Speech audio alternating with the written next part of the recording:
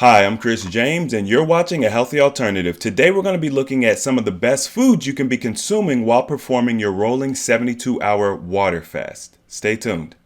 We're missing a piece of the puzzle. You start getting healthy and you just become a better person. We need to start focusing more on the individual.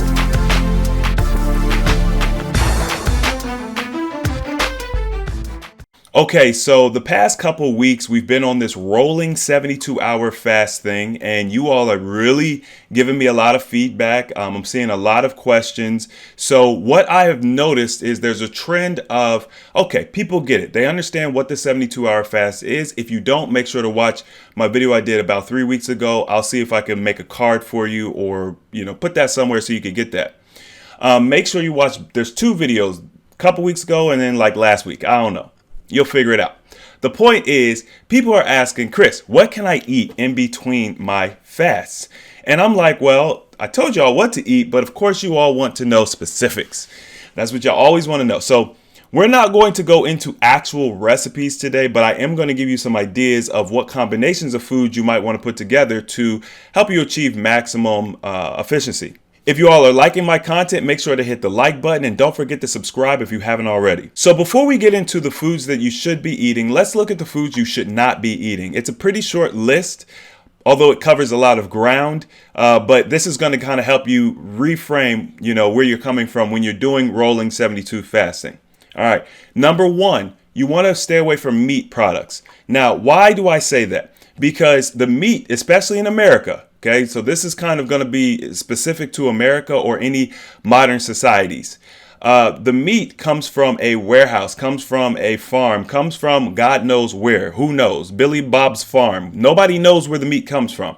You don't know what's being done to the animal while they're alive. Now, in many documentaries that you all are probably familiar with, you've seen the poor treatment of animals in some facilities. You have to imagine if it's happening in one facility, it can be happening in 1,000. So the reality is the quality of the meat is unknown. This is what makes eating meat so detrimental, because there could be anything in it, pharmaceuticals, antibiotics, etc. You don't know what diseases that animal had. But you have to understand, when an animal dies, the diseases and the pharmaceuticals and the synthetic things in them, they don't die with them. It's not like it just goes away. Okay, so when you consume it, you're consuming all of that additional stuff. Plus, the manufacturing process, the packaging process, the preserving process, all adds contaminants to the meat, making it just an amazingly toxic food. Okay, so I just say stay away from meat. It makes things very neat, easy, clean. This is just something you could do while you're doing your rolling fasting. I'm not telling you to change your diet completely, but what I will say is reducing the amount of meat you eat, holistically speaking, can only benefit you.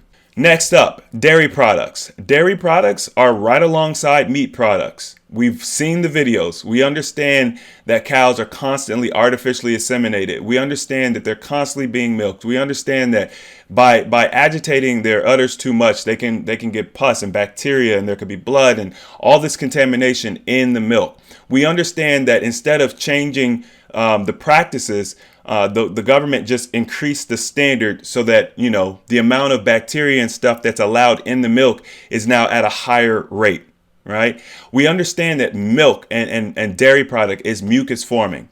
So you don't want to be eating these products while you're doing your rolling fast. Remember, your body becomes very sensitive when you're utilizing any type of fasting, especially a rolling fast where you're fasting pretty much the majority of the week. Your body becomes very sensitive and you can have some violent reactions. This is also a good indicator to let you know the food's not good. If you eat it, you have a violent reaction, take it off your list. Don't eat it. Okay. Next, processed foods. Processed foods, it just means that it's gone through a manufacturing process. You probably have preservatives in it. You probably have harmful ingredients, inorganic materials. If y'all look at like the Total cereal has 100% daily value of all these different things. Well, if you look at the iron content in Total cereal, they're not talking about the organic iron that you would get from a plant. They're talking about the iron you would get from a car, right? The iron that you would use to build some type of machinery. That's the iron that's in your cereal. So when it comes to the processing of food, you got to be very careful. This is why reading ingredients is important. But at the end of the day, it's so much easier just to ignore all that. Just skip it. If it has an ingredient list, leave it alone. Processed foods are just a no-no when you're doing these fasts. Once again, your body's very sensitive.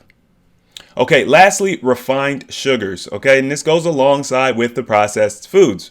Refined sugars take something that's natural and whole, and it refines it out, and it removes this, it removes that, it adds this, it adds that, making it extremely sweet, extremely addictive, and also extremely bad. Okay, it's very bad for you. There's plenty of documentaries out there talking about how sugar is bad, and it's not to say holistically sugar is bad. We're really just talking about refined processed sugar, so you want to avoid it during this time. And that's it. Meat, dairy products, processed foods, refined sugars. Now, let's look at some of the foods that you can eat. Okay, so today's video is sponsored by the AHA Wellness Journal. It is your wellness companion. It actually has some ingredient lists and also some recipes in here to help you with your fasting. So if you're just looking for something that can be a quick reference guide for a couple good ideas for food and things of that nature, as well as fasting guides, detox guides, tools, and everything else you can need, grab yourself one of the AHA Wellness Journals. They are on sale now. So obviously, if you've seen some of my other videos talking about the Rolling 72s, you know that I recommend a plant-based or a whole food plant-based diet, okay? Whole food plant-based or raw food. Those two are probably the top. Why? Because when food is in its whole form, just meaning that it hasn't been processed, okay? Obviously, if you take an apple and you juice it, you're doing processing to it. Now that's minimal processing, but it's processing, nonetheless. You're removing the fiber from it. Everything we do, we got to do it in moderation. Now, I'm not going to tell you all that you can't have, apple juice or anything of that nature. But if you're staying away from the traditional processed foods that you get from like warehouses and stuff, you're doing well. So whole foods is, cutting up some potatoes, cutting up some bell peppers, cutting up some broccoli, cutting up some mushrooms or whatever, maybe steaming it in a pot. So I'm going to give y'all a really, really good example. This is what I used to eat back in the day. I would get a cup of quinoa, uncooked quinoa, okay? You add 2 cups of water to the uncooked quinoa, you cook it, you bring it to a boil, then you let it simmer for about 15 minutes. You're going to want to add some sea salt. You're going to want to add some turmeric. You're going to want to add some ginger, okay? It makes a really nice undertone of the quinoa. Then, at the same time that you're making the quinoa, you're going to get yourself some mushrooms. If you don't like mushrooms, leave it out. Anything I say you don't like, leave it out or replace it. You're going to get you some mushrooms. You're going to get some bell peppers. You could do squash. I used to do zucchini. I used to do zucchini and yellow squash too. Doesn't matter. Do it all. Do none of it. Whatever you want to do. Okay. When you're cooking like this, it doesn't matter. Most of these vegetables are actually, they're technically fruits. They go really well together. So you put it all into a saucepan or whatever you have, cast iron pan. You're going to crack some salt over it. Okay. Sea salt. You're gonna hit it with some cayenne pepper if you like it spicy. You're gonna use some onion powder. The key is smoked paprika. If you've never cooked with smoked paprika, get some. You're gonna need it for this wellness journey. It's the most amazing single seasoning in the world. Okay, smoked paprika with some sea salt is just amazing on everything. Right? You can add anything else that you want. You can subtract anything you don't want. This is not rocket science. There's no reason to give you specific measurements, but if you really just need a measurement, I would say add a teaspoon of each ingredient. Just sprinkle a teaspoon in until you get to a desired flavor. Okay? Add a little bit more of this, a little less of that. That's how I approach it. Hit it with the teaspoon. I'll taste it. Okay, it's good. Okay, it could be better, more, less, whatever. Need something else, whatever. So you're going to take this mixture and then you're going to add it to your quinoa. All right. On the side, you're going to have avocado. Maybe if you want to do a little lemon pepper on the avocado, take it to the next level. That's up to you. This is an amazing option for what to eat when you're doing your rolling fast. Now, obviously, I recommend that you only eat twice a day max, but once a day would be even better. So you could sit here, make this, have it for your late afternoon meal. And that's it. You don't eat again. If you want to add a little bit more variety to the meal, get yourself some plantains, right? Get yourself some sweet plantains and fry them up and have them on the side. Now, pro tip, if you're going to be frying food, use grapeseed oil. Don't use olive oil. Don't use coconut oil. Use grapeseed oil. It's one of the most inexpensive oils that are good for high cooking temperatures. It's going to be healthier for you if you're going to be using oil. What's another option for what you can eat? Well, I also recommend raw food, right? So one of my favorite raw dishes is raw pasta. Italian is my first love as far as like food goes. I love everything Italian, everything from lasagna to pizza. It's all delicious, and their bread's amazing. So what I did was I got some zucchini, or you could do this with cucumber. You get yourself one of those spiralizers. Spiralize the zucchini, okay? Turn it into a zoodle. That's what they call them.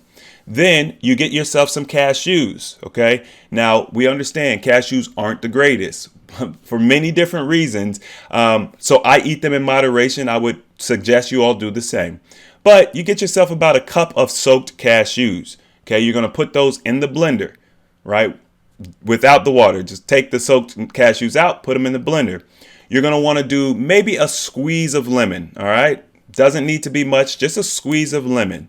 You're going to want to crack some sea salt in there, okay? I'm not giving you ingredients because I want you to learn how to cook to taste. Just add a teaspoon of everything until it's to your desired taste. So you're going to want to taste this as you kind of go through this process.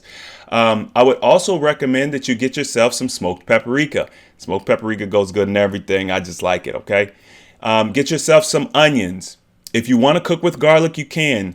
Get a couple of those little cloves of garlic or whatever it's called. Not the full bulb, but just the little clove of the garlic, okay? Maybe 2 cloves of garlic in there. Get yourself some fresh cilantro. Add your water, okay? You can add a cup of water to begin with, and then you can add more water depending on the consistency if you want it thicker or smoother. Once again, you just continue to add a little sea salt, maybe a little black pepper. You just add a little bit until it gets to the seasoning, to the taste that you want. Now, I would recommend you, a lot of times people want to put nutritional yeast in these types of dishes. I would recommend that you don't use nutritional yeast because although it's called nutritional, it's not actually good for you. I suppose that's debatable. I don't know. It's yeast though. Whether it's alive or dead, it's yeast. And I would just say stay away from it. But if you're going to use it, use very little bit of it. But it gives you the cheesy flavor that everybody loves. So you're going to see a lot of recipes with it. Just understand that you don't want to go hard on it. Then you're going to blend all that in a high-speed blender. By the way, if you want it a little spicy, add some cayenne pepper. All right? Who cares what color it comes out? This isn't Alfredo pasta. This is our fake zoodle Alfredo pasta, okay? Maybe it comes out red. Maybe it comes out a little tan. Doesn't matter as long as it tastes good. Then I want you to take that sauce. I want you to spread it over your noodles that you have. Add a few pieces of fresh cilantro chopped up. Add a tomato. Add some mushrooms. Bada bing, bada bing, bada boom. You've got a raw pasta dish. Okay, phenomenal stuff. Might take you a couple times to get the taste exactly where you want it. If you follow my methodology, you just add a little bit at a time and taste it along the way, you'll probably be okay. All right. So there's plenty of raw food channels on YouTube. All right. There's plenty of them. Find somebody that you like. Find someone who resonates with you. Try out some raw dishes. I highly recommend it. There's plenty of alkaline channels. So if you're looking to do the whole food plant-based way, the alkaline channels are what you're going to be looking for. Once again, these are just dishes you're going to have in between your fasts. This is going to accelerate your results. Why? Number one, when you come off of your fast, you're going to be dealing with cravings. You're going to be eating creates appetite. So we have to understand that you want to eat light foods. It's going to lessen the blow, okay? And over time, over a week or 3, maybe 3 weeks of this, because you're only eating like once a week, but your body will start to get used to eating the high water content stuff, and then you won't have to deal with the extreme cravings. You won't have to deal with all of the heaviness and everything like this. Your bowel movements are going to be phenomenal in between your fasting, which means you're not going to deal with a whole bunch of inflammation, which means you're not going to retain water. You're not going to gain weight. when you're not fasting. So every time you break your fast, you're doing something that's beneficial. You're putting vital nutrients in your body. You're putting real energy in your body. You're not gaining weight, which means your progress continues, which means it's more motivation to keep going, right? We live in the microwave society. We want to see things happen today, right now, tomorrow. We want it now, okay? Now, of course, it took us 20, 30, 40 years to put on all this weight and disease our body, but we want the results right now. So I say, hey, if that's the case, let's continue to see results even when we eat. This is going to be optimal. With that being said, what else does this also do? It helps to promote detox. So you're constantly detoxing, right? You also don't have to prepare for your fast. If you're already in your rolling 72s, you don't want to break your fast with something poor and then have to take time off to prepare for your next fast. This way you could just keep going. Just keep going. Now, can you use other methods? Yes. I know there's going to be people saying, well, I did this, I did that. That's fine. We're not talking about every single option, every single method out there. We're talking about what is optimal, what's going to give you the best benefits, the most beneficial outcomes. I hope you all enjoyed this quick video. Listen, we are rocking and rolling. The channel is doing well. Keep putting those comments in the comment section. I've got a whole list of videos I'm going to be doing for you all based on the content that you're saying that you want. Eventually, I'll move on to the next topic, or maybe I have to do 2 videos a week because people are really interested in learning more about this rolling fasting.